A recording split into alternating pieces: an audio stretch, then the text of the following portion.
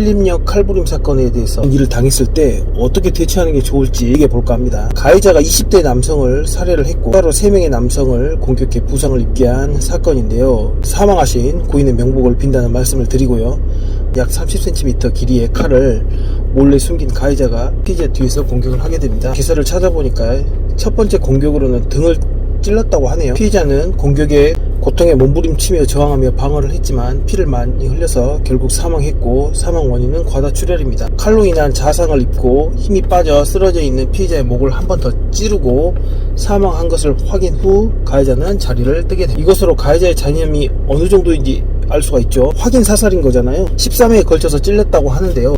피해자 이후에 길 가는 다른 3명의 남성에게도 칼을 휘둘러서 부상을 입게 합니다. 피해자들의 특징은 가해자보다 키가 컸다, 덩치가 컸다라는 건데, 사망자의 경우 바디 프로필을 찍을 정도로 운동을 열심히 하셨다고 하는데, 제 개인적인 생각으로는 고인이 다부진 몸매가 아니었을지 추측이 됩니다. 얼굴과 목, 팔, 가슴에 찔려 칼에 찔린 상태에서도 몸부림을 쳤고, 마지막에 가해자가 피해자의 목을 찌르고 상태를 확인하고 자리를 뜨는 것을 CCTV 영상으로 확인할 수가 있었습니다. 그 영상은 더 이상 유포가 되지 않도록 해서 볼 수 없는 것으로 알고 있습니다. 지금 수사기관에서 조사가 진행 중일 텐데 더 자세한 내용은 알 수 없지만 언론에서 묻지마 범죄라고 보도를 하고 있기 때문에 저도 묻지마 범죄라고 가정하고 얘기를 해볼까 합니다. 일단 그 영상을 보신 분들 충격이 크실 것 같아요. 저는 묻지마 범죄는 약한 상대를 골라서 저지르는 경우가 많았잖아요. 같은 남자이고 자신보다 더 체격 조건이 좋은 남자만을 골라서 공격했다는 점에서 다들 놀라신 것 같습니다. 남자라고 묻지마 범죄에서 자유롭지 않다는 것, 또 키가 크고 운동을 하는 듯 체격 조건이 좋은 사람도 칼에 의한 공격은 속수무책으로 우리가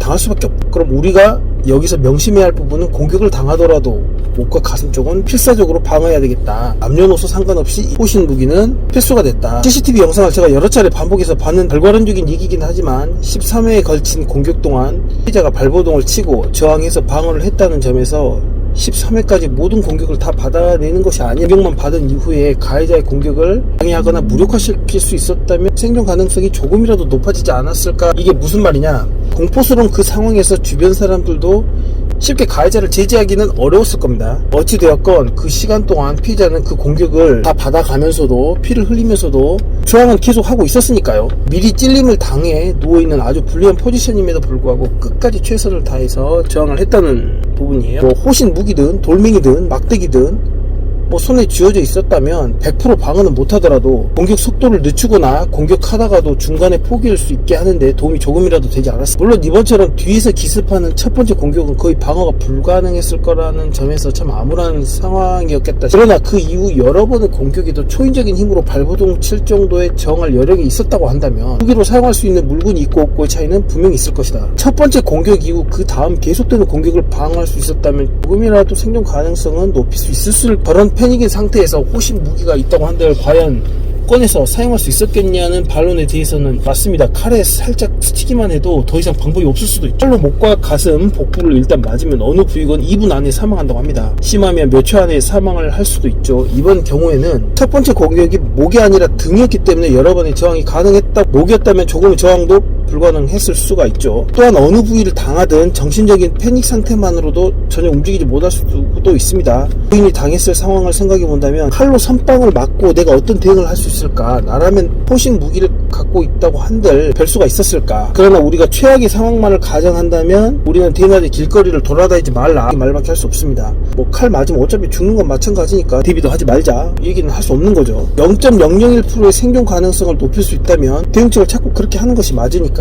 다만 호신 무기는 절대 가방 안에 있으면 안 되고 직접 손에 쥐고 있거나 최소한 몸에 밀착되어 있어야 긴급한 상황에서 발로 반격을 할 수 있을 것이다. 그리고 호신 무기는 허리춤에 장착되어 있는 것이 가장 이상적일 것이다 저는 생각하고 있습니다. 가방 안에 다른 물건과 섞여서 주섬주섬 꺼낼 생각이라면 그런 상황에서 아무런 도움이 안 될 수도 있죠. 한국에서 생각해볼 수 있는 호신 무기는 대표적으로 3가지가 있는데 가스총이나 전기충격기 3단봉이 있죠. 이번처럼 근접공격, 기습공격, 특히 칼로 인한 기습적인 공격일 때는 가스총과 전기충격기가 현실적이지 않을까라고 저는 개인적으로 생각하고 있습니다. 가스총은 근거리보다는 상대와 약간의 거리가 떨어져 있는 상태에서 더 이상 나에게 접근하지 못하게 하는 용도가 클 텐데요. 상대와 내가 모든 데미지를 받을 수 있다는 단점이 있습니다. 그렇지만 근거리에서 한 방만 제대로 적에게 데미지가 가해지면 10분 넘게 눈물 콧물을 쏟게 해서 무력화가 가능해서 효과적일 수가 있다. 가스총에 들어가는 가스 약재는 유효기간이라는 게 있는데 그 기간에 맞춰서 교체해 주는 것이 중요합니다. 어떤 가스총 제조사는 유효기간을 약재통 겉에 새겨 놓아서 신뢰성을 높인 제품들도 있습니다. 저는 실제로 유효기간보다는 더 일찍 새 약재로 교체를 해주고 있는데 실전에서 약재 효과를 최상의 상태로 유지시켜 주기 위해서죠. 만약 혹시 모를 불량이 발생하면 위험해질 수 있으니까요. 예를 들어 유효기간이 2년이다. 그렇다면 1년에 한 번씩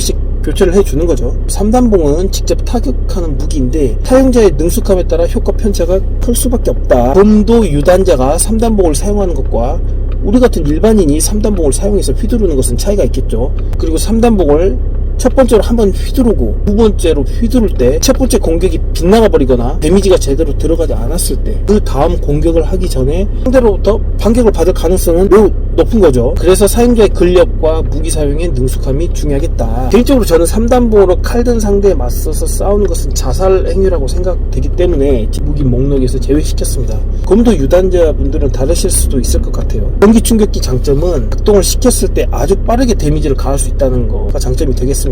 그리고 여러 차례에 걸쳐 전기 충격기 버튼을 눌러서 공격을 반복적으로 할 수 있다는 점. 영화에서처럼 상대를 완벽하게 기절시키는 것은 불가능하더라도 상대를 순간적으로 근육을 마비시켜서 짧은 시간 동안 상대방을 움직이지 못하게 무력화시키기 때문에 도망갈 시간을 벌어서 그 이상의 공격을 하지 못하는 수준은 가능한 거죠. 여기서 주의해야 할 게 있는데 전기 충격기 효과가 확실해야 한다는 점인데요. 개인적으로는 경찰서의 허가를 받고 사용하는 전기 충격기를, 또한 전기 충격기는 평소에 배터리 용량이 충분한지 잘 확인을 해둬야 됩니다. 작동을 시켰을 때 전기 스파크 불빛과 소리가 약해지지 않았는지 주기적으로 테스트를 해줘야 되는 거죠. 조금이라도 성능이 약해 보이면 배터리 비용이 아깝다고 생각하지 말고 새 배터리로 교체를 해야 합니다. 작동시켰는데 효과가 없거나 효과가 있더라도 데미지가 적다면 그건 바로 역습을 당할 위험이 크기 때문에 그런 상황이 생길 바에는 안 갖고 다니는 게 낫습니다. 가스총과 전기 충격기를 소지 시 주의해야 할 부분이 있는데 기급 시에 전기 충격기나 가스총을 품속에서 빠르게 꺼내는 연습을 해봐야 됩니다. 꺼내자마자 망설임이 없이 공격할 수 있게 머릿속으로 상상해보면서 상황별로 생각을 해보는 거죠. 다른 호신 무기도 마찬가지입니다. 꺼내는 행위, 결단을 내렸다면 과감히 사용할 수 있는 용기, 이 두 가지가 받쳐주지 않으면 어떤 대단한 무기를 갖고 있더라도 아무 소용이 없다. 생각보다 그런 급하고 공포스러운 상황에서는 아무리 좋은 무기가 있어도 우리가 생각했던